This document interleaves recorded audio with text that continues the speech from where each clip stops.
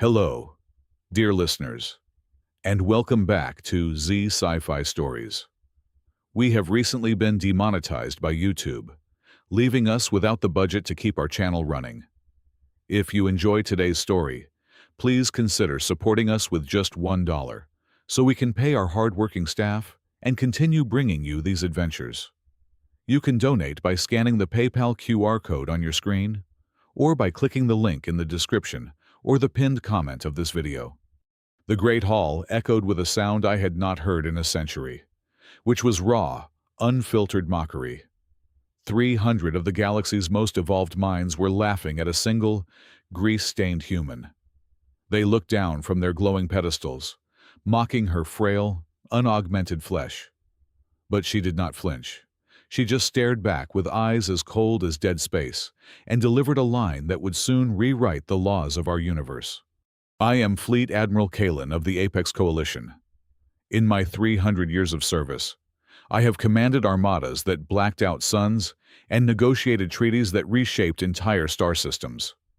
I have stood in the Grand Senate chamber countless times. It is a place of overwhelming majesty, a staggering architectural marvel carved from a single, moon-sized geode. The air here vibrates with the silent, telepathic murmurs of the galaxy's most advanced species. Bioluminescent high seers float on anti-gravity platforms, their massive craniums pulsing as their minds link in a state of perpetual quantum communion. Beside them sit the biomechanical arbiters of the Cygnus Prime Lattice, beings of living metal whose processors calculate the fate of worlds in fractions of a second. This is the absolute pinnacle of cosmic evolution, a gathering of gods in a temple of logic and power. And standing in the center of this sacred, imposing amphitheater was a human. Her name was Dusty Broyles. She looked entirely out of place, a chaotic smudge on a pristine canvas of perfection. Her pilot jacket was frayed at the cuffs, stained with hydrocarbon grease, and smelling faintly of burnt ozone and engine coolant. She had walked right past the towering honor guards into the heart of the Apex Coalition, carrying a battered physical dossier, and formally requested a commission in the Vanguard fleet. The Vanguard fleet was not a place for mere starfighter pilots. It was an armada of super dreadnoughts, starships so massively complex that they required a commander to physically wire their brain into the core processor of the ship. Only species with innate quantum neural ports and hyper-evolved synaptic pathways could even attempt to interface with a Vanguard vessel. When the High Seer translated her request to the assembly, a ripple of amusement washed over the telepathic network. Then, the amusement bled into the physical realm. The council laughed. It was a booming, synchronized wave of condescension that shook the crystalline walls of the chamber. A biomechanical arbiter leaned forward, its metallic voice echoing with cold, unforgiving logic. It pointed a segmented finger at her and stated that human physiology was pathetically fragile. The arbiter noted that her primitive brain lacked a single quantum interface port. It mocked her openly, asking how a creature made of meat and water could possibly process the billions of tactical data streams required to survive in deep space combat. The entire room murmured in agreement. They saw her as a delusionary creature playing a dangerous game of pretend, an infant trying to wield a neutron cannon. I watched Dusty Broyles closely from my elevated podium. I expected her to shrink under the crushing weight of their ridicule, or perhaps lash out in a fiery, primitive display of anger. Instead, she did absolutely nothing. She stood with her feet planted firmly on the polished obsidian floor. Her breathing remained steady. She slowly raised her chin, and her eyes met the gaze of the towering High Seer. There was no defiance in those eyes, only a terrifying, abyssal calm. It was a stillness that felt heavier than planetary gravity itself. "You think you are a warrior because you have survived a few skirmishes in the Outer Rim," the High Seer scoffed, its voice vibrating directly into our skulls. Dusty did not shout. She did not raise her voice. But when she spoke, her words cut through the immense, echoing chamber like a surgical laser. "I do not think I am a warrior," she said. "I know it." A sudden chill ran down my primary spinal ridge. I have seen the arrogant bravado of the ignorant, and I have seen the false courage of the desperate. This was neither. The absolute lack of emotion in her voice, the dead, unwavering stare. It was the signature of a soul that had walked through the deepest depths of hell, burned to ashes, and decided to crawl back out just to spite the flames. She was not pretending. But the council was blind to this nuance. To them, she was an insect challenging the heavens, to crush her delusion once and for all, and perhaps to provide the assembly with a few minutes of morbid entertainment. The presiding arbiter made a decree. They would not reject her application outright. Instead, they would grant her the opportunity to prove her worth in the abyssal engine. The abyssal engine was not a simple training tool. It was a fleet combat simulator so notoriously brutal, so mathematically impossible to survive, that it was used exclusively to break the egos of our most seasoned veteran commanders. The neural feedback alone was enough to shatter an unprepared mind into fragmented code. They were going to throw her into the darkest, most punishing digital crucible the Coalition had ever engineered. They expected her to beg for mercy within the first 30 seconds. I looked at Dusty Broyles as the security drones escorted her toward the simulation bay. She was still perfectly calm, adjusting the collar of her worn jacket, and for the first time in my long, decorated life, I felt a shadow of profound doubt creep into my mind. I stood at the master control terminal of the abyssal engine, my primary visual receptors locked onto the human. The heavy blast doors of the simulation pod hissed shut, hermetically sealing Dusty Broyles inside a pitch-black, claustrophobic sphere of utter sensory isolation. The air inside that pod was notoriously thick and suffocating, designed to induce panic before the virtual combat even began. I accessed the mainframe to establish the combat parameters. She would pilot a decommissioned rust bucket, a bulky, heavy cruiser model that had been entirely obsolete for over 2 centuries. Her opponent would not be a standard training squadron. I loaded the full-scale simulation of the Silicate Swarm. They were an invincible hive-mind armada from our darkest historical archives, a relentless force that had once turned a dozen of our most heavily fortified colony worlds into molten glass. Up in the gallery, the council members settled into their anti-gravity thrones, their bioluminescence dimming in anticipation of a quick, brutal execution. We all knew the absolute, unyielding prerequisite of the abyssal engine. To fly the virtual dreadnought, a commander had to plug the primary quantum cable directly into their spinal port, syncing their consciousness with the ship's artificial intelligence. Without that neural tether, the vessel was nothing more than a dead, unresponsive tomb floating in the void. A biomechanical arbiter near the front row broadcasted a telepathic wager that her primitive, unaugmented mind would break under the sheer sensory deprivation within the first 30 seconds. However, inside the suffocating darkness of the pod, Dusty did not search for a neural port she did not possess. The internal monitoring cameras showed her doing the absolutely unthinkable.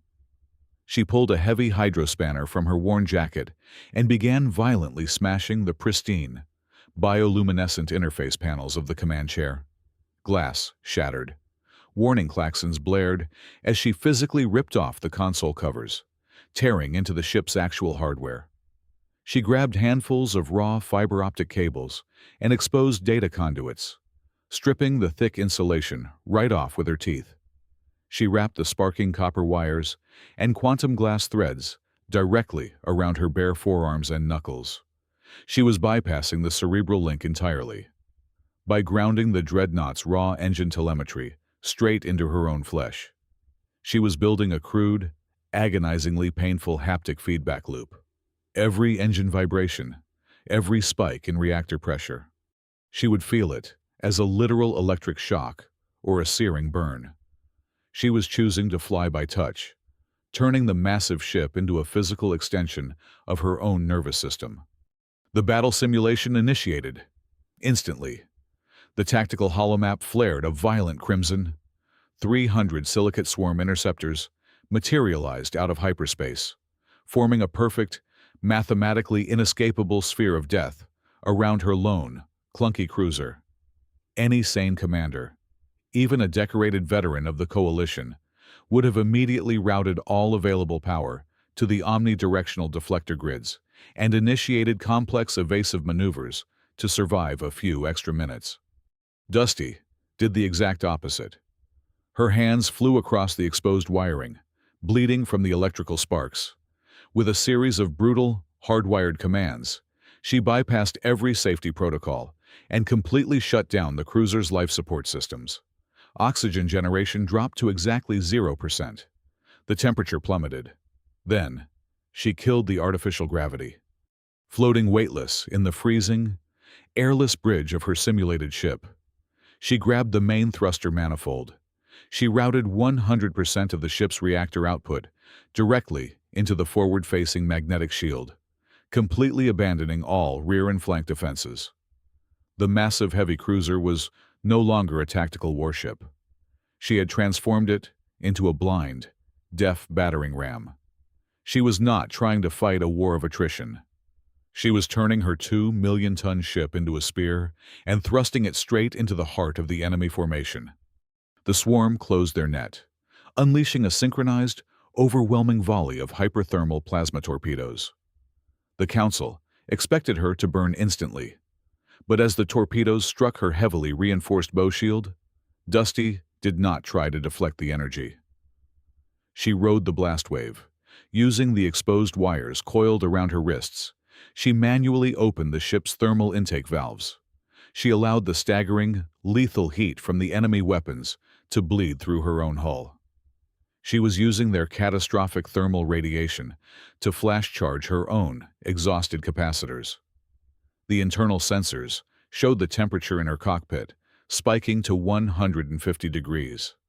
Sweat boiled off her skin, but her bloody hands never left the controls.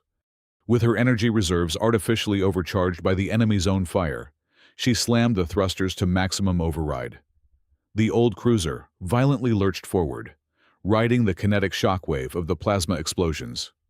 She executed a terrifying gravity slingshot maneuver, using the dense mass of an incoming enemy dreadnought as a pivot point. The sheer physical force should have liquefied her internal organs, especially without the gravity dampeners active. But she held on, screaming through clenched teeth as the cruiser snapped around the enemy flagship like a whip. She punched straight through the weakest point in their plasma net, leaving a massive trail of shattered drone ships in her wake. Up in the Senate gallery, the telepathic network of the Grand Council went entirely dead. The silence in the massive chamber was deafening. The High Seer's glowing cranium actually flickered and dimmed in absolute shock. I gripped the railing of my command podium so hard that my metallic digits left deep gouges in the titanium alloy. She had not just survived the first wave, she had completely humiliated the apex of our historical nightmares, using nothing but raw wires, zero gravity, and sheer, unfiltered human insanity. The abyssal engine was not merely a static digital environment. It was a learning matrix, a predatory intellect designed to evolve. Witnessing the primitive heavy cruiser violently breach its outer perimeter, the digital hive mind of the silicate swarm recalibrated its entire combat doctrine in less than 3 milliseconds. The artificial intelligence discarded its standard formation tactics and instantly deployed a series of mathematically flawless logic traps. The enemy swarm dispersed, creating a deeply overlapping, three-dimensional grid of predictive firing arcs. They were no longer shooting at where Dusty Broyles was located. Instead, they were firing massive volleys of antimatter charges at the exact coordinates where the immutable laws of physics dictated her ship had to be in the next 2 to 5 seconds. No biological mind, no matter how highly evolved or neurologically augmented, could possibly outcalculate a quantum supercomputer that was predicting millions of evasion permutations simultaneously. The digital net was closing rapidly, and this time, it was mathematically airtight. However, to counter the absolute, unyielding perfection of a machine, this human did not rely on superior logic or faster processing speeds. She unleashed a weapon no artificial intelligence could ever comprehend, which was pure, unadulterated chaos.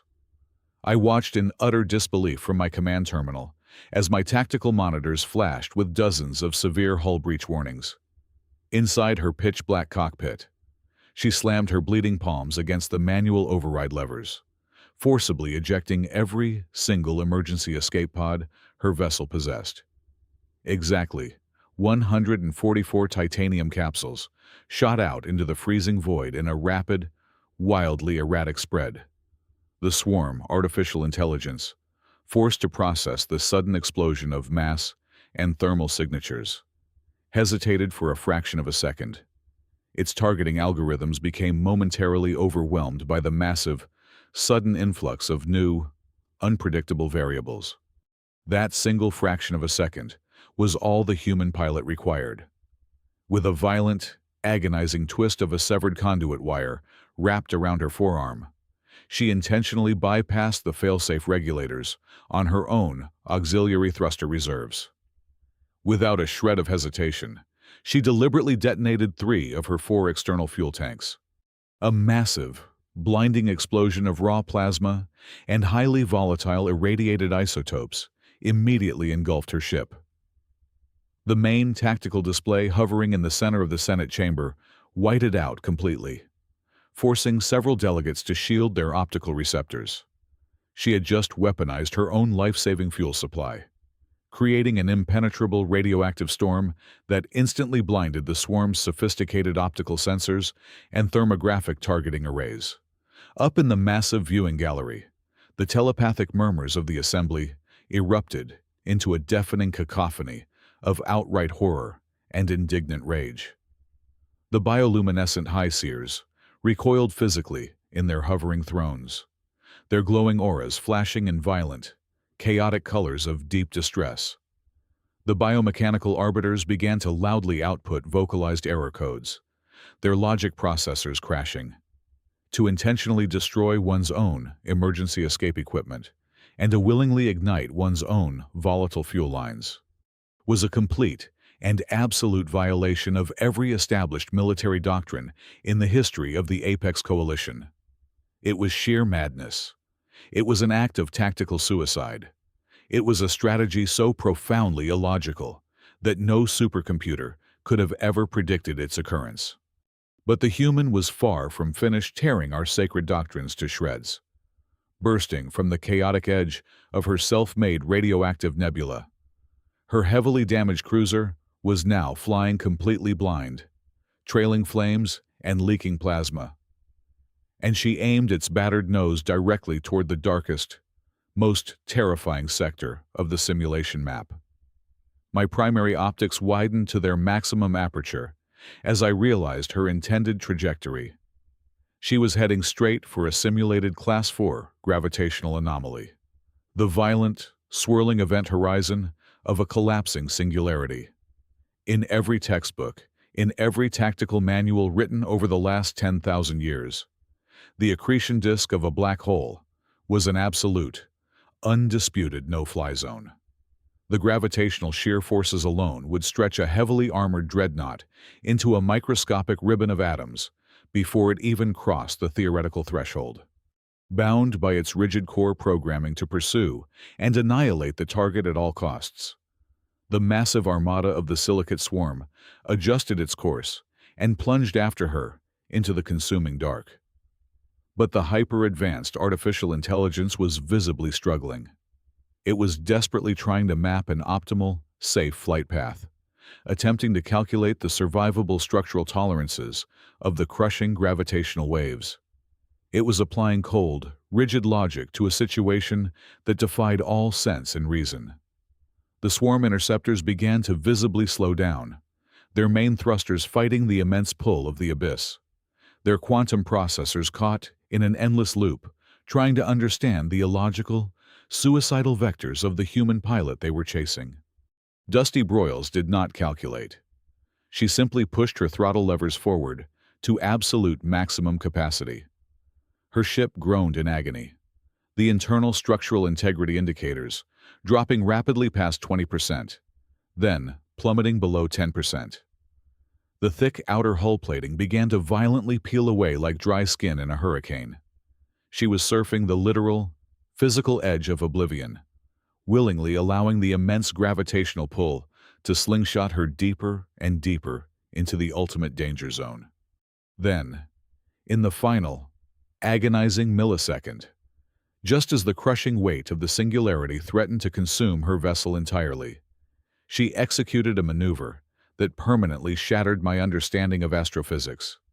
She utilized the extreme gravitational shear, the violently opposing currents of gravity tearing through the space-time continuum, to her own absolute advantage.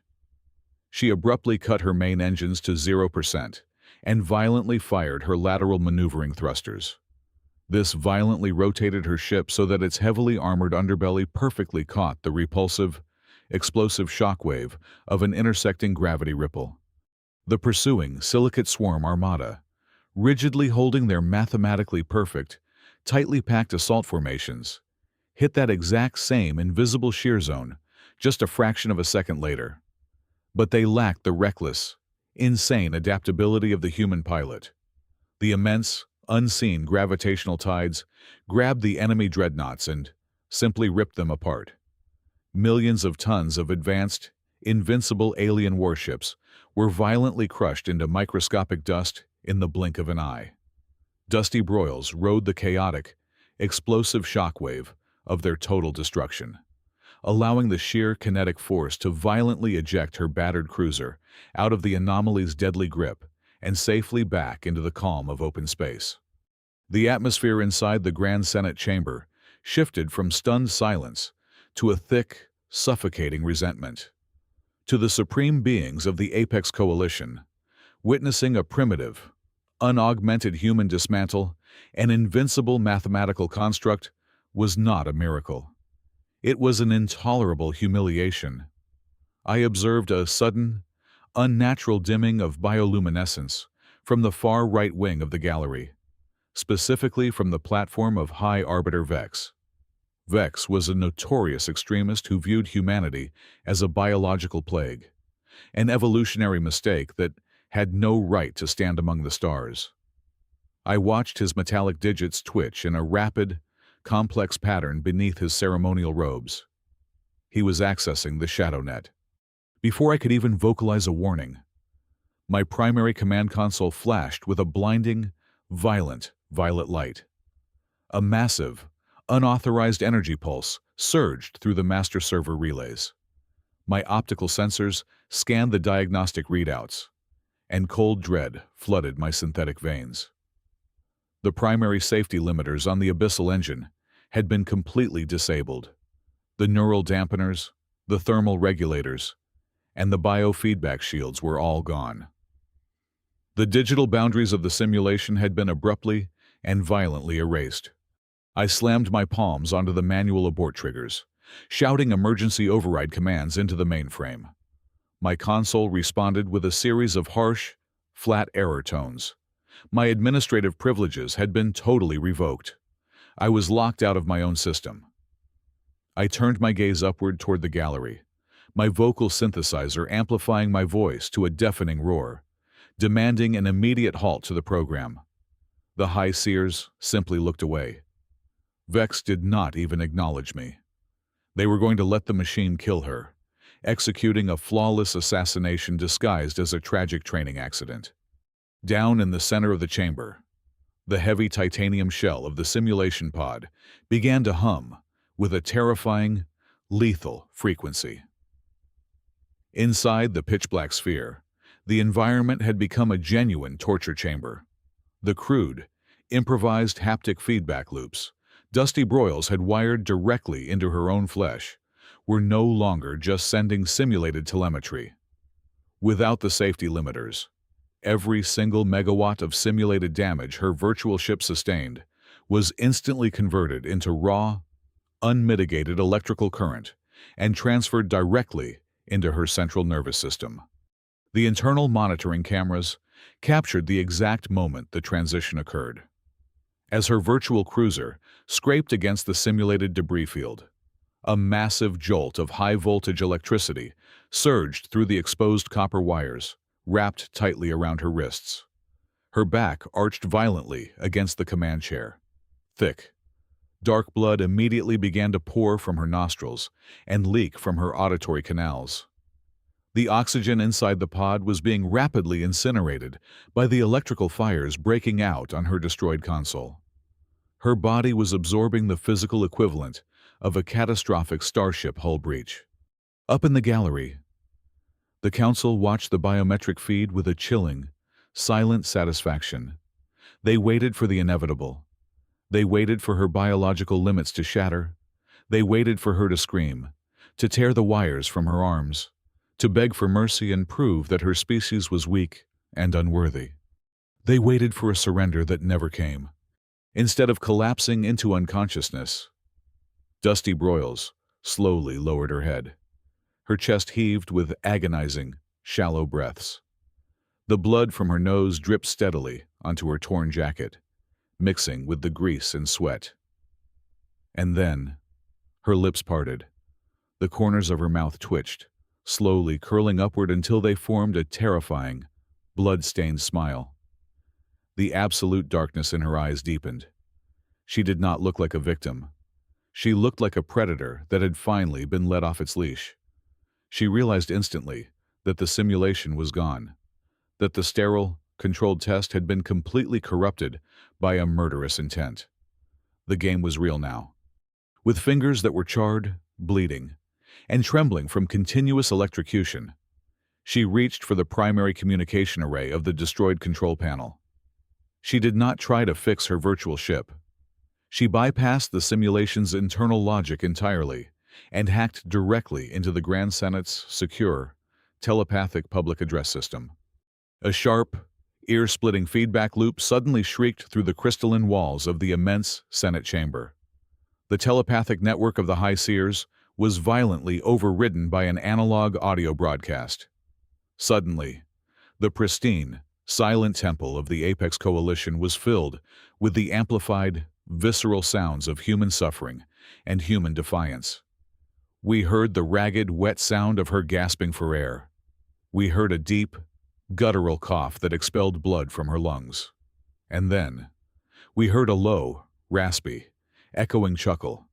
It was a terrifying, mirthless laugh that made the living metal of the arbiters actually recoil in instinctual horror. "If you want to play by life and death rules," Dusty Broyles whispered into the open frequency, her voice dripping with venom and a terrifying joy, "then we will play by human rules." She severed the audio connection, leaving the supreme beings of the galaxy trembling in the sudden, heavy silence. On the internal visual feed, her bleeding hands moved away from the simulated flight controls. She began to rapidly strike the physical keys of the damaged mainframe interface, inputting a massive, complex sequence of rogue code. The syntax she was using did not match any known combat protocol in our entire galactic database. It was chaotic, predatory, and entirely foreign. She was no longer flying a starship. She was doing something infinitely more dangerous. The sudden, piercing wail of the station's primary proximity alarms shattered the tense silence of the Great Hall. This was not the simulated warning klaxon of the abyssal engine.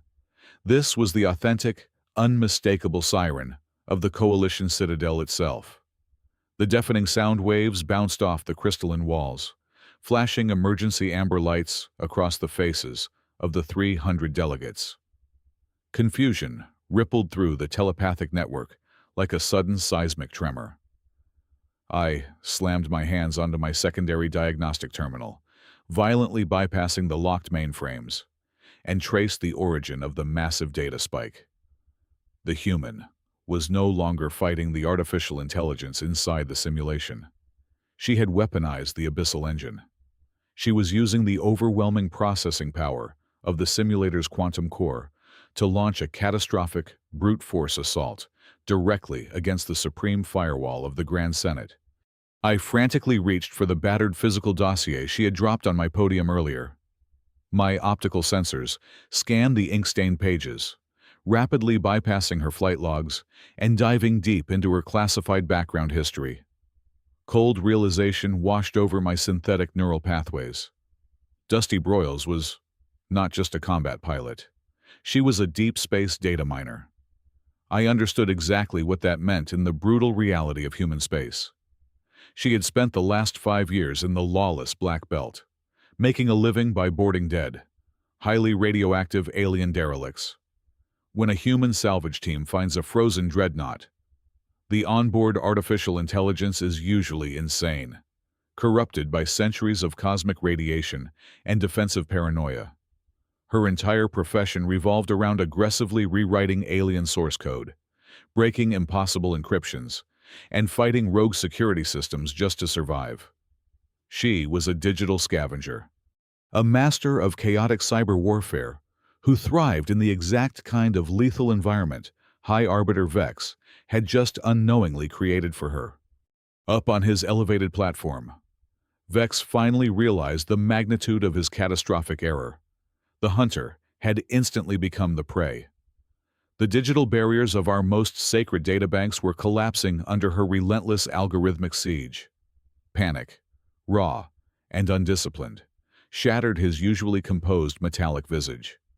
He completely abandoned telepathic protocol and screamed with his vocal synthesizer, his voice cracking with digital static. He ordered the heavy security detachment to mobilize immediately.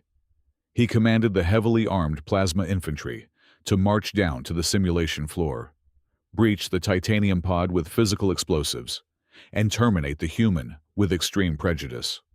But the human was already 3 steps ahead of our most advanced tactical minds. Before the security detachment could even unholster their energy rifles, a series of deafening, metallic thuds echoed throughout the massive amphitheater. Dusty had seized control of the Citadel's automated lockdown protocols. She slammed shut every single heavy blast door in the sector, magnetically sealing the exits with millions of tons of pressure. She locked the entire Supreme Council, including the armed guards, inside the gallery, completely isolating us from the central command center and the simulation floor below. The absolute apex of cosmic evolution was now trapped in a cage designed by a grease-stained mechanic. Inside the lethal sphere of the simulation pod, the environment had become a literal crucible of agony. The internal biometric monitors, which I was barely managing to decrypt on my secondary screen, showed her physical body entering the early stages of catastrophic organ failure. The unregulated electrical feedback was still surging through the exposed copper wires coiled tightly around her forearms. Every muscle in her body convulsed violently with each new shock. Blood poured freely from her nose, mouth, and ears, pooling on the floor beneath her boots. Her breathing was a wet, ragged rattle. Yet, her bloody fingers never stopped moving. They flew across the shattered keyboard interface with a terrifying, mechanical precision. She was entirely driven by an indomitable, spiteful will to survive that completely defied biological logic. She was sacrificing her own flesh, trading her physical health for digital supremacy. Typing lines of aggressive malware faster than our defensive algorithms could patch the holes. Then, the lighting in the room shifted. The majestic, calming blue and gold hues of the 3-dimensional holographic displays hovering in the center of the Senate chamber flickered violently. The data stream stuttered, froze, and then completely inverted. The holograms ignited into a blinding, violent, blood-red color.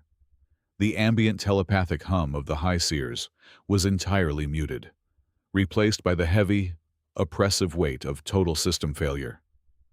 She had broken through the final layer. The supreme network of the Apex Coalition now belonged entirely to her. The audio feed cracked open once more. Dusty Broyles did not sound triumphant. She sounded utterly exhausted, breathing heavily through the metallic taste of her own blood. But her voice carried a terrifying, absolute authority that commanded the silence of the entire room. "Listen closely, you arrogant cowards," she rasped, pausing to let a heavy cough clear her airway. "You thought you were watching a rat in a maze. You thought I was fighting your little virtual fleet to save my own skin. But I stopped playing your simulation the moment the pain limiters dropped." The red holograms above us shifted, expanding to show a massive, real-time schematic of the Citadel's exterior architecture. My primary optical sensors dilated in absolute horror as I finally understood the terrifying truth of her chaotic code. "Every single maneuver I executed in the last 10 minutes," Dusty continued, her voice echoing coldly off the sealed blast doors. "Every roll, every erratic thruster burn, every blind targeting vector. None of it was aimed at your virtual silicate bugs. I bypassed your internal network and hardwired my flight stick directly to the Citadel's external defense grid." She paused, and a chilling, bloody smile was clearly audible in her next words. "My targeting computer is fully synchronized with your actual orbital defense cannons, and I have already pulled the trigger." The violent red glow of the holographic displays abruptly vanished, plunging the Great Hall into a breathless, terrifying darkness. The abyssal engine had completely shut down. For a fraction of a second, the absolute silence returned, hanging in the air like a guillotine waiting to drop. Then, the entire moon-sized citadel violently shuddered. It was not a digital rumble or a simulated tremor. It was a massive, bone-rattling physical shockwave that knocked several high seers off their hovering platforms and sent the biomechanical arbiters crashing against the obsidian floor. The crystalline walls of the grand chamber shrieked under the immense stress. The deafening, concussive boom of the Citadel's primary orbital defense batteries, firing at maximum yield, echoed through the heavy titanium infrastructure. These were weapons designed to crack planetary crusts, and they were firing a continuous, unrelenting barrage right outside our perfectly secure walls. I scrambled up from the floor, my metallic joints sparking as I forced my damaged console to reboot. I slammed my fist into the emergency manual release for the physical blast shutters. With a grinding howl of heavy gears, the massive armored plates sealing the Senate's ceiling slowly retracted, revealing the vast, unfiltered expanse of deep space through the reinforced observation dome. I activated my primary real-space optical magnifiers. I expected to see our own defense grid indiscriminately firing into the empty void, the chaotic result of a human throwing a digital temper tantrum. Instead, the sight that burned into my visual receptors completely shattered the foundation of my reality. Less than 2,000 kilometers from the Citadel's outer hull, a massive, jagged shadow was tearing itself apart. It was a genuine, physical warship, a dreadnought-class stealth scout belonging to the real silicate swarm. It was detonating in spectacular fashion. The devastating volley of superheated plasma from our orbital cannons had struck it with mathematical perfection, penetrating its heavily armored core before it could even raise its energy shields. I watched in absolute, paralyzing awe as the monstrous alien vessel erupted into thousands of burning fragments, its dark metal hull dissolving into a rapidly expanding cloud of radioactive ash and molten debris. The high seers and arbiters slowly picked themselves up from the polished floor, their telepathic network dead with shock as they stared up at the real, burning wreckage of our greatest enemy. The supreme radar arrays of the Apex Coalition had detected absolutely nothing. The Swarm Scout had deployed a flawless, hyper-advanced cloaking field, an absolute void in our sensory data. They had bypassed our outer perimeter warning nets and were positioning themselves for a catastrophic, point-blank decapitation strike against the entire leadership of the galaxy. We were less than 3 minutes away from total annihilation, completely oblivious in our arrogant safety. The terrifying genius of the human pilot finally crystallized in my processor. Dusty Broyles had never been aimlessly hacking the simulator. When she stripped the wires and grounded the raw telemetry into her own nervous system, her data miner instincts had detected something completely impossible. She had felt microscopic, subatomic gravitational anomalies bleeding into the background noise of the abyssal engine's localized data feed. The cloaked swarm ship possessed immense mass, and its proximity to the Citadel was creating faint, almost imperceptible ripples in the physical space-time surrounding our station. Our billion-credit supercomputers had filtered those ripples out as minor background static. But the human, wired directly to the machine and operating purely on raw, agonizing intuition, had recognized the footprint of a predator in the dark. She knew she could not simply warn the Council. Vex and the others would have demanded absolute proof, engaging in endless, rigid bureaucratic debates while the enemy primed their weapons. Furthermore, Vex was actively trying to execute her through the simulator. So, she used the assassination attempt against her as the ultimate cover. She utilized the extreme chaos of her cyber warfare assault to forcefully hijack the Citadel's defense cannons, meticulously calculating the exact firing vectors based entirely on the microscopic gravity shears she felt tearing through her own physical body. She endured agonizing, lethal electrical torture just to hold the enemy in her crosshairs long enough to manually pull the trigger. She had saved the lives of every single supreme being in this chamber, while we were aggressively trying to murder her for our own amusement. Down on the simulation floor, a heavy, pneumatic hiss cut through the lingering silence. The thick titanium door of the abyssal engine pod slowly swung open, venting a thick cloud of acrid, black smoke and the heavy stench of burned flesh and ozone. Dusty Broyles stepped out into the blinding light of the Great Hall. She looked like a corpse that had refused to stay buried. Her weathered pilot jacket was heavily scorched and fused to her skin in several places. Deep, raw electrical burns spiraled up her bare forearms, where she had physically wrapped the fiber optic cables. Thick, dark blood coated her chin, dripping steadily onto her heavy boots. She was swaying slightly, her biological systems clearly on the absolute brink of total, catastrophic collapse. Yet, her posture remained terrifyingly straight. In her right hand, she dragged the heavy, sparking central processing core of the abyssal engine, a device worth more than the entire gross domestic product of a minor solar system. With a casual, almost dismissive flick of her wrist, she tossed the destroyed, smoking piece of hardware onto the pristine obsidian floor. It clattered loudly, rolling to a stop right at the base of High Arbiter Vex's podium. The entire chamber was frozen in absolute, terrified reverence. The supreme minds of the galaxy could not form a single, coherent thought. Dusty slowly raised her head, her dark, abyssal eyes locking onto the petrified faces of the Council. She raised the back of her burned hand and casually wiped the fresh blood from her chin, smearing it across her cheek. "Simulation over," she rasped, her voice perfectly calm, entirely devoid of anger or triumph.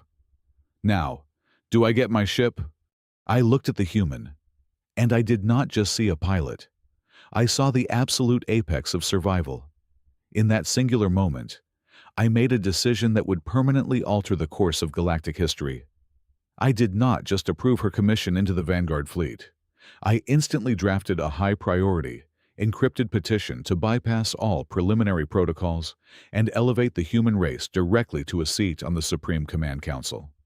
Looking at Dusty Broyles, I finally understood the terrifying, undeniable truth. Humans do not fight wars like the rest of the universe. They do not calculate the odds, and they do not surrender to the immutable laws of physics or logic. When a human is pushed into the absolute darkest corner of the void, they will simply rewrite the laws of reality itself just to ensure they win. The old galaxy was dead. The era of humanity had just begun. Thank you so much, dear listeners, for tuning into this final chapter of our story. We would love to know where you are listening from, So please let us know in the comments. If you found today's journey thrilling, please consider supporting us with just $1. You can help by scanning the PayPal QR code on your screen or by using the PayPal link in the description or the pinned comment. Your generous support is the only way we can pay our dedicated staff, help them provide for their families, and keep creating more incredible science fiction adventures for you to enjoy. Stay safe, and we will see you in the next story.